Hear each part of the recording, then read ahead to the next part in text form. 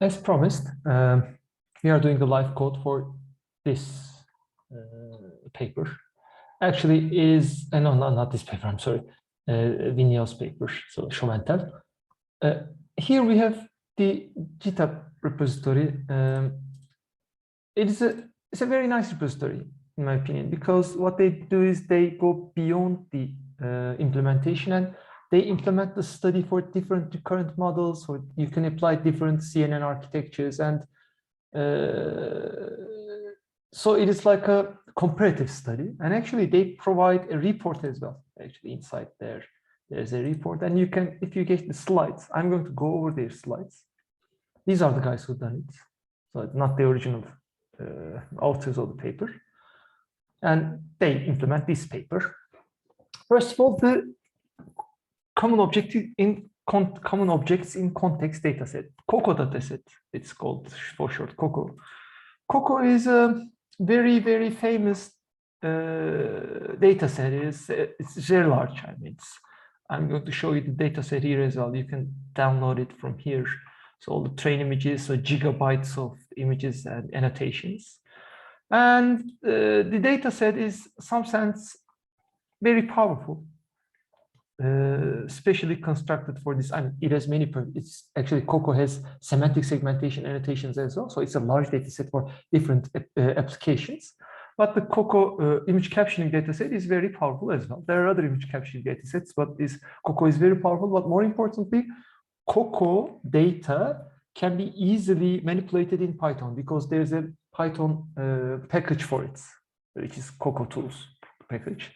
So I strongly recommend you use COCO, and if you're going to be applying a different type of a problem, use their format so that you could use COCO data processing package. I'm going to get into details of it in the codes as well.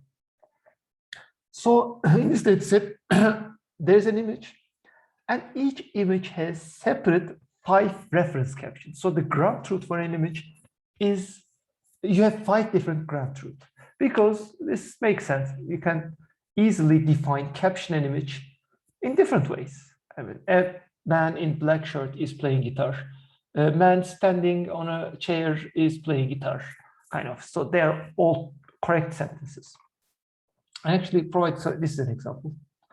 The airplane takes off over the picnic tables in park, and a large aircraft flying in the air above some benches in a field, both correct sentences. So you provide 5 captions. So how this data set is created is in the internet, like Mechanical Turk or somewhere like that. There are images, you caption them. So many people caption it, and in a supervised manner, people go over the captions and create some consensus captions so that they are ground truths. So there are millions of images, millions of captions. That's how they do it. So the architecture is a CNN encoder plus a decoder network. As you can see, encoder-decoder they are called, which we are going to delve into the recurrent versions next week. You've seen this, Deep CNN, which is originally GoogleNet, and language generating RNN. The original one is not like this. This is VGG. However, this is not VGG. This is yes, this is VGG, right? This is VGG. But in their code, they do not use VGG. This is how they talk about how they implement it. So this is their hyperparameters so that you can recreate their results, which I did. And the nice thing is you can choose from different GRUs. Recurrent units. LSTM and GRU is one, but more important, there's L1 as well. L1, I haven't talked about it, is a 3-node vanilla RNN. So it is like an advanced version of a vanilla RNN. So what they're trying to show is, do we need an LSTM for it? What does a basic type of RNN, how does a basic type of RNN perform? They are trying to understand. So it's a comparison between L1, LSTM, and GRU. Remember that the original paper did not have this. The original paper was just LSTM. So in this study, they make a comparison for it as well. So they go beyond the study for comparison. So, and what they do is they evaluate the performance of the algorithms using different evaluation matrix. And actually, these things you see are evaluation matrix for NLP.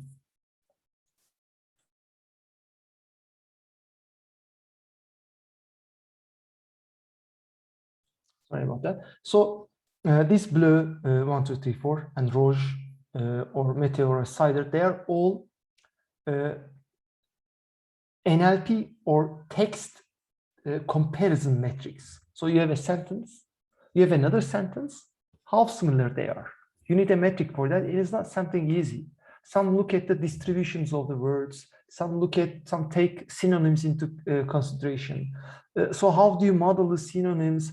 How do you model, for example, you've constructed the sentence, there's a man standing on a road, there's a woman standing on a road. To provide a proper distance to sentences, you need a notion of the distance between a man and a woman. The sentence did not say horse, for example. That would, I think, would make a larger difference, right? Sorry. No, that's okay. Okay.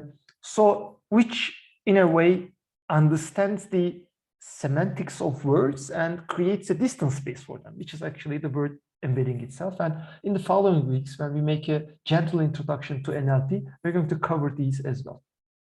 And they analyze the results. That's what they do.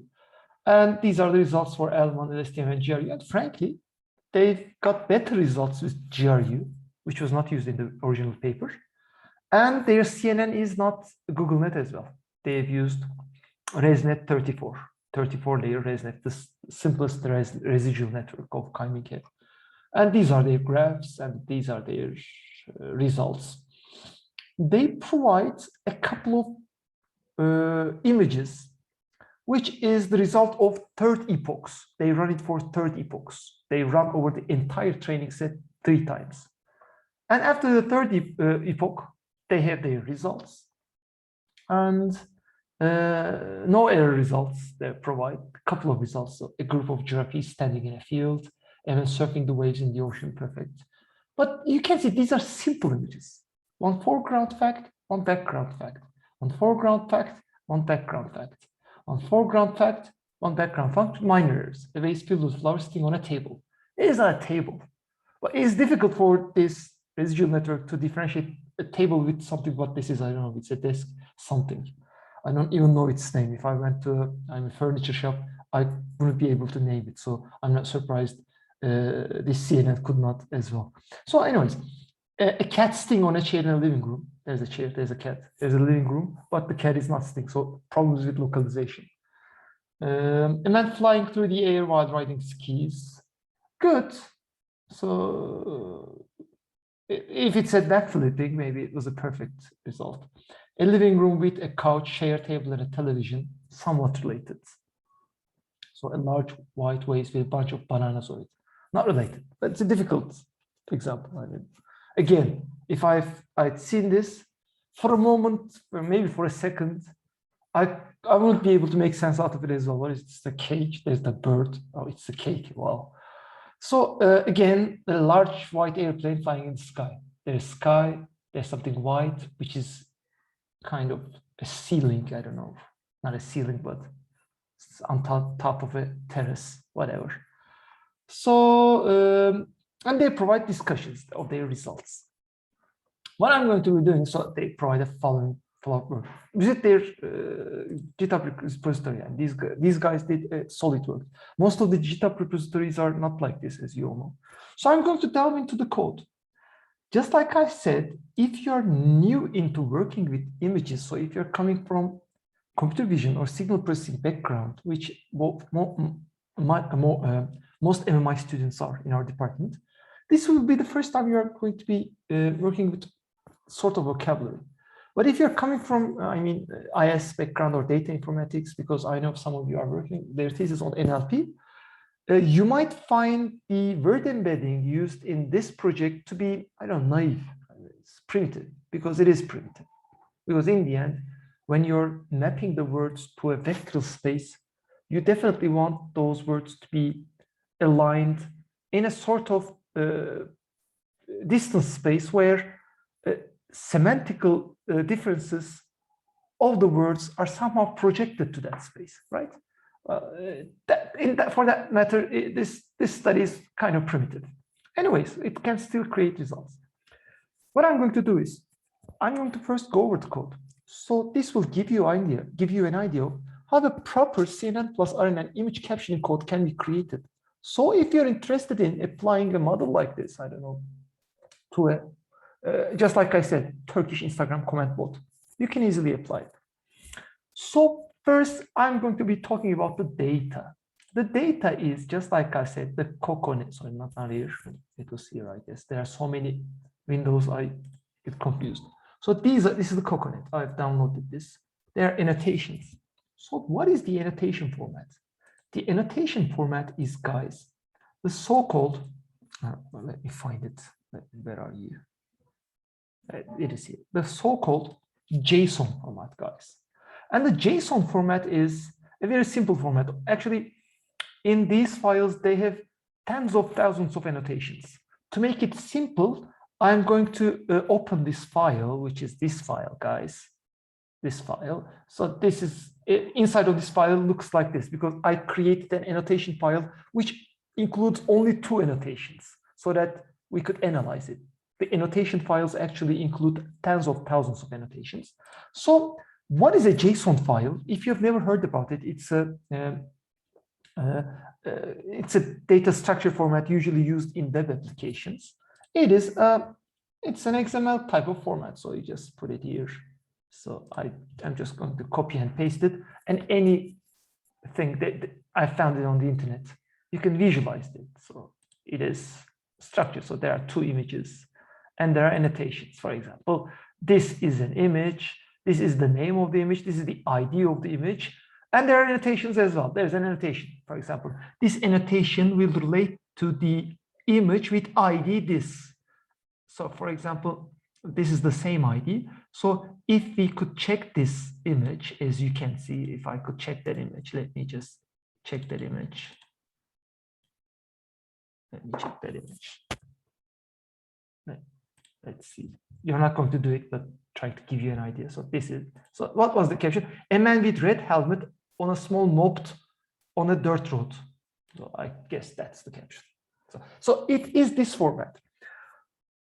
Why am I showing you this format? This is how the COCO dataset was kept in JSON format. And it's a very common format. And actually, JSON is a format you can work on using your codes as well. In Python, you have the JSON package, simply import JSON. It can open JSON files, create JSON files, load, create, and create annotation for JSON files.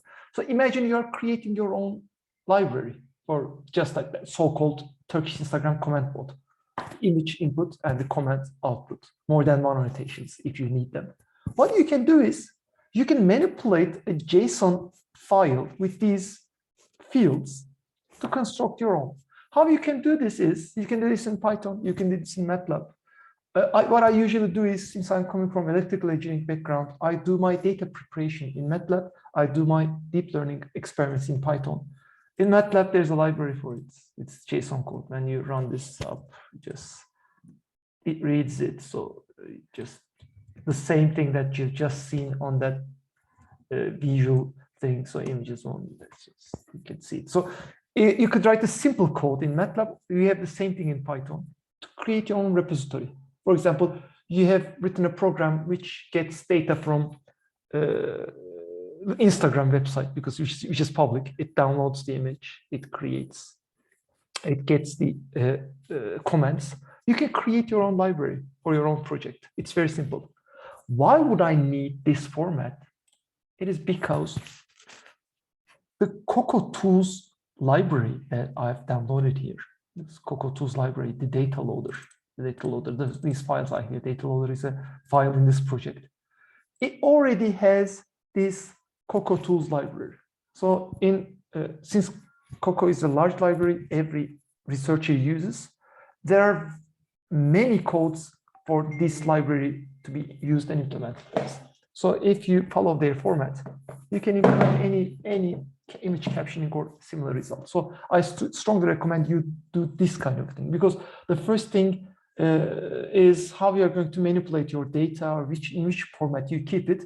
when it comes to image captioning, this format is one of the few that I know, because I'm not into this actually in my research, but it's sensible. So what this code does is I've got their code, and actually it was not a Spider project, but I constructed in a Spider project manager so that it is easier for me to analyze. So what it first does is it gets these files, it makes a transform for the image, because it is using in its CNN a residual network, so it needs input normalization. It provides the input normalization, and it creates a vocabulary using this load vocab code. Load vocab code is here. Actually, I'm loading the vocab because I've already created the load vocab. You first call this build vocab code, and you have this code to create. So these functions come to PyCoco tools. There's a function called Coco. What you do is you get a JSON file, and it creates word by word vocabulary from that annotation set. As you remember, I had a very simple annotation set here, this one. For example, this caption strain is a 87 megabyte file with tens of thousands, actually hundreds of thousands of annotations. And from these hundreds of thousands of annotations, I obtain a vocabulary. What is a vocabulary? So I told you in the following weeks, we are going to delve into this NLP stuff, but this is a simple demonstration before that. So I'm going to show you in code. So as you can see, so I'm going to load it, and I'm going to show you this vocab is a data type in which you have indexes index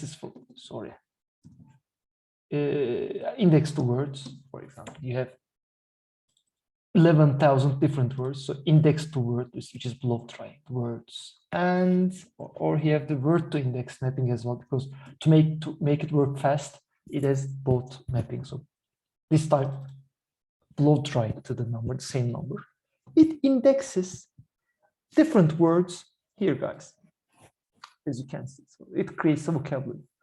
This will help us to create a vector out of it, and this code is very simple. It creates a kind of a hot one vector for the words. It doesn't use a word embedding. You didn't understand most probably what I'm trying to say. When you're using a word embedding, just like I told you, we want the words to be in a distance where similar words are in similar distance to each other, so that when I make a mistake, I would make a mistake like there's a man standing or a woman standing in the road instead of there's a horse standing in the road. However, we don't do that here because it's a simple code, and this is the subject of NLP, which we'll be gently delving into in the following weeks. And it loads these files from that JSON file.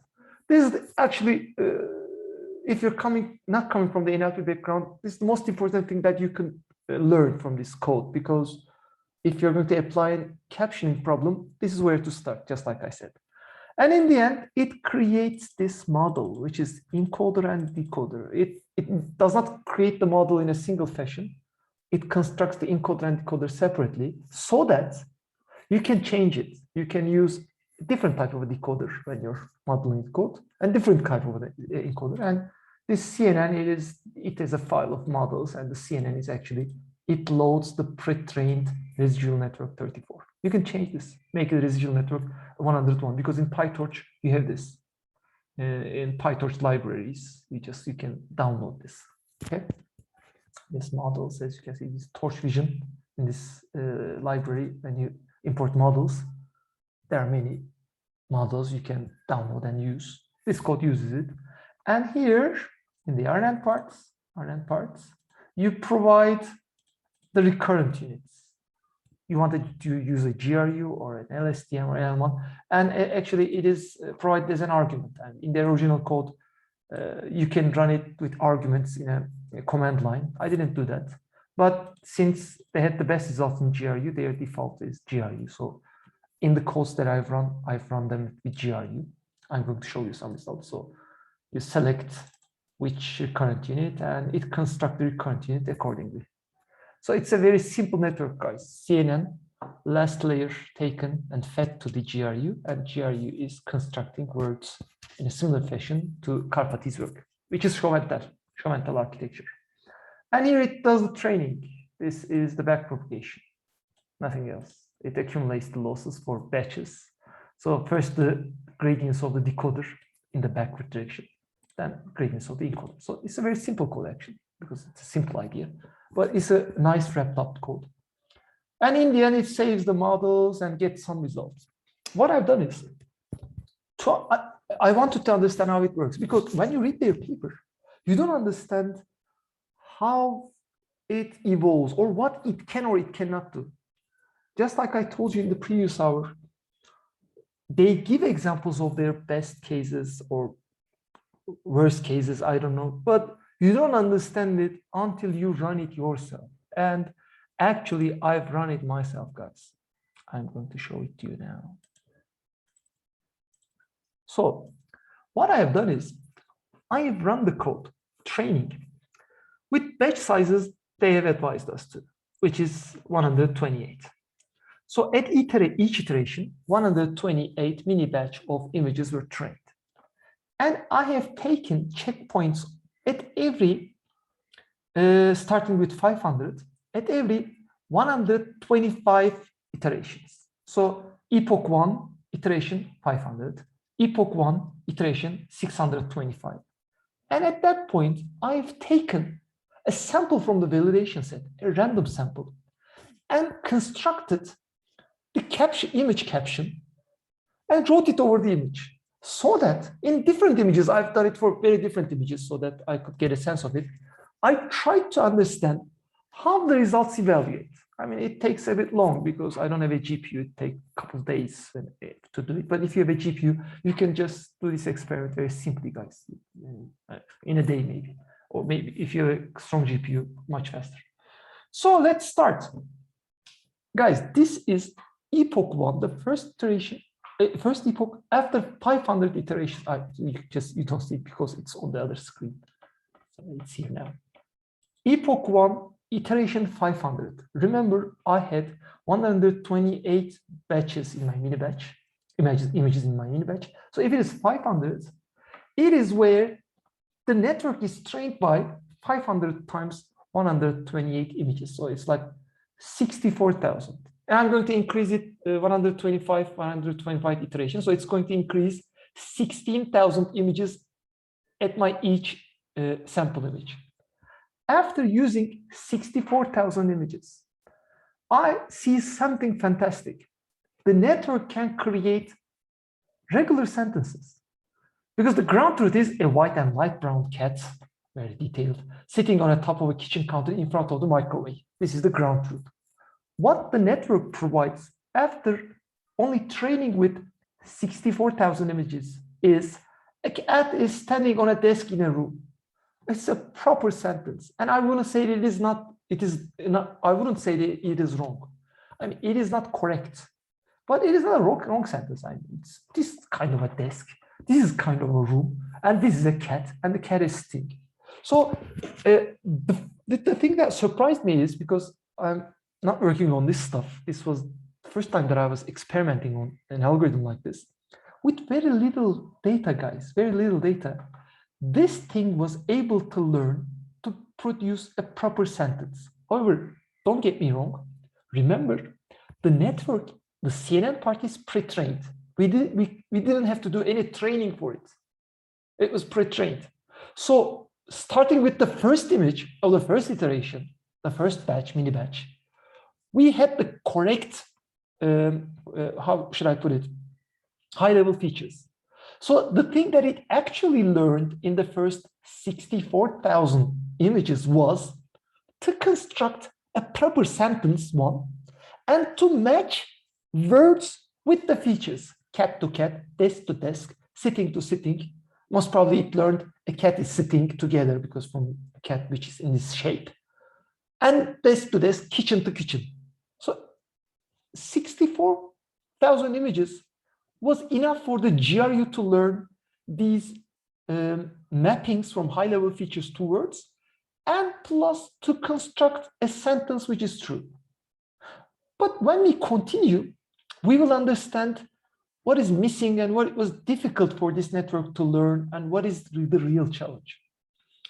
So after 125 iterations, it makes 625. So 16,000 images added to the training. So I have 80,000 images used for training up to now. The ground truth is a cement mixer, this guy, and a city bus stopped with traffic at highway exit ramp light. Fantastic. You see that this highway exit, ramp light, whatever. So, and the answer is a yellow decker bus is parked in a lot. Still, I'm fascinated by the fact that it creates a fantastic sentence. I mean, it could do it by 64,000 images, so it's going to do it all the way from now on. But as you can see, if the objects to be extracted, the high-level features to be extracted in the image is a bit, I mean, outlier, just like this cement truck, it starts to make mistakes. So it says this is a yellow double-decker bus, which is not. And it says it's parked in a lot. It is not parked in a lot. Still, it's trying to make sense of it. So what I feel like is it is getting the high-level features it can get. And in the end, I have these high-level features. Let's make a meaningful sentence with these high-level features. This is what it does. And actually, we're going to cover, I have 50 checkpoints. We are in the second one. It gets slightly better, but it is all it can do. Doing this experiment, I realized how limited the performance of this image capturing algorithm was, because when you read the paper, it doesn't seem so. Okay, let's see the next one. By the way, I've provided these examples, these results, these images with these results in AutoClass. You can download them and just analyze them, or you could download the code, just run it yourself if you're going to be working on a project like this. Another example, which is much difficult. The ground truth is, I mean, it's a very nice ground truth. A photo taken from the top of a table, looking at a mirror in the background. Well, without reading the caption, I wouldn't be able to understand what this image is properly. It's a very artistic way of defining this image. That's why it's a very difficult image for this network. So after almost 100,000 images used in training, the result is a vase filled with flowers sitting on a table. Not bad, because this is a vase. There are flowers. There's a table. What the network thinks is, CNN gave me vase, CNN gave me flowers, CNN gave me table. The other things I could not make of, so let's construct a sentence with these high-level features, and it does. Another one. So step 871, the iteration step. This is the iteration step. A view of an office desk with a cell phone clipped to it using an iPhone holder with clips. So iPhone holder, but an older cell phone. And the answer is a person sitting on a chair in front of a door. Since there's this coat here, there's this chair here, and there's this door, which the network mistakes the coat as a man, it constructs a sentence. Okay, let's construct a meaningful sentence with this. It's not bad, because before CNN+RNN architectures, most models were not able to do this.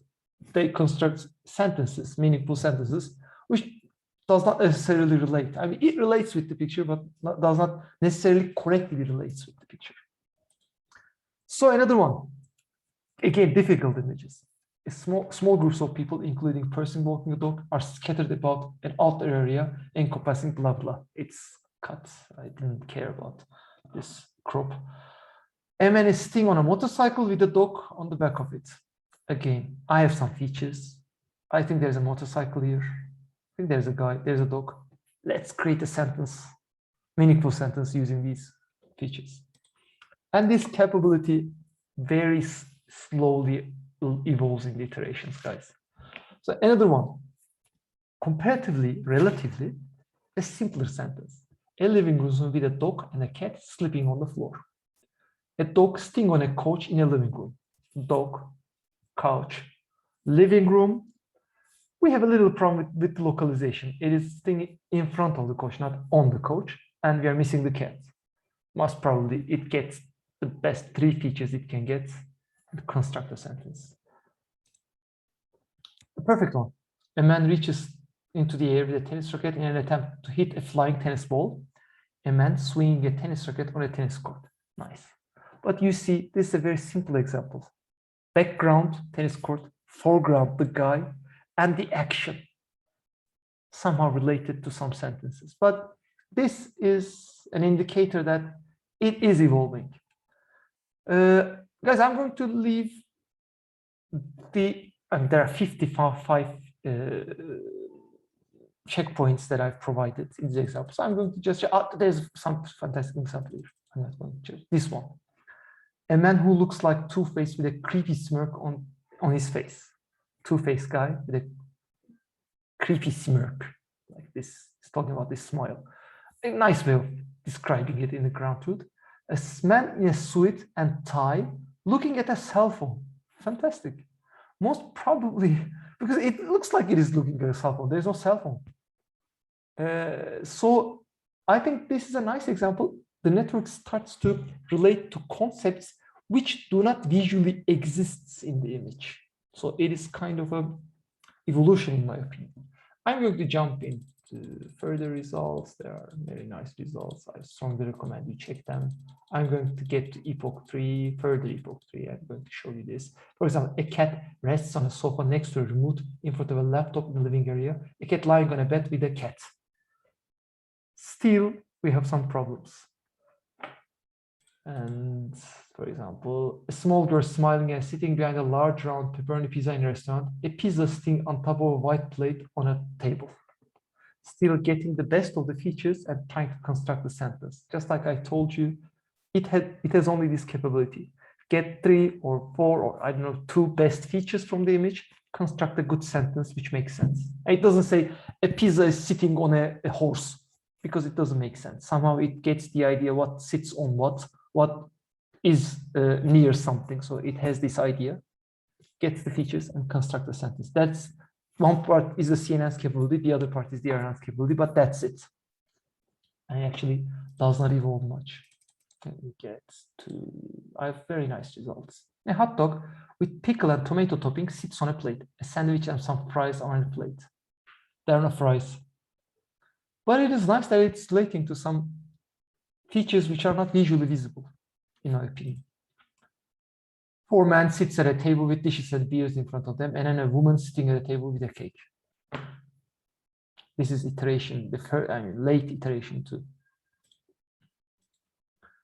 A kitchen that has a lot of brown cabinets with a big white oven, a kitchen with a stove, microwave cabinet, and a sink. Nice features and a nice sentence. So as you can see, as the picture has less action, is more natürmort, we say in Turkish, it's a still image, the better the translation is, because they are easier sentences, because CNN+RNN architectures allows us this capability, only still images. Maybe it was a video, because there are video captioning examples, they work better. Okay, so I guess this was the last one. I strongly, if you're going to do some sort of CNN+RNN, where you have a signal and you have the output as a sentence or some part of like an NLP output, which is usually a sentence, I think this is a nice place to start. You can, in future, consider adding complex word embedding methods, which we are going to gently delving into in the following weeks, which would help you to construct better results, because they would provide better relations between the concepts of the words. So that's the code that I've run over. Just go to class and do we have the class here?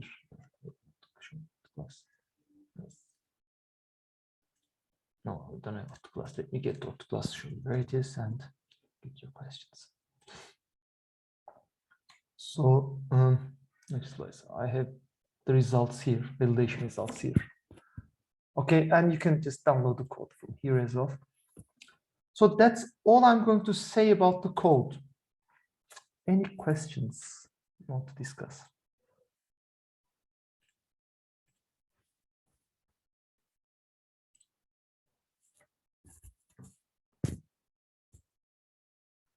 I'm trying to find the chat. Okay. Okay, then we could stop the record.